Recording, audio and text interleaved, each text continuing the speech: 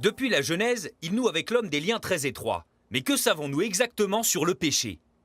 Il ne faut pas confondre le péché avec la faute ou la désobéissance à la loi, ni avec le vice, qui est un penchant à faire le mal. Car si tout péché est une faute, toute faute n'est pas un péché. Alors c'est quoi le péché? Les premières pages de la Genèse nous révèlent son origine.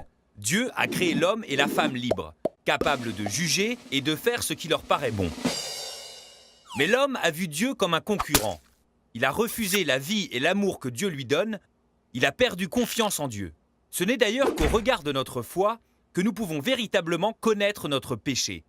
Nous commettons un péché lorsque nous brisons volontairement notre relation avec Dieu. En tant que croyants, nous savons que Dieu nous fait entrer dans une relation d'amour avec lui.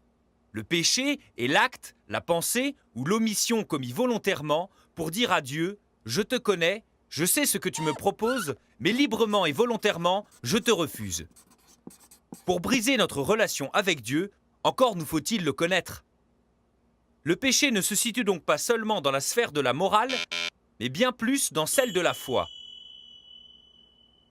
Le pire des effets du péché est qu'il nous aveugle au point qu'on refuse de se reconnaître pécheur. Mais le péché n'est pas une fin en soi. Si le premier Adam marque l'humanité du péché originel, Jésus, le nouvel Adam, envoyé par Dieu, vient dans le monde pour nous libérer et nous sauver du péché. Dieu a tant aimé le monde qu'il a donné son Fils unique afin que quiconque croit en lui ait la vie éternelle.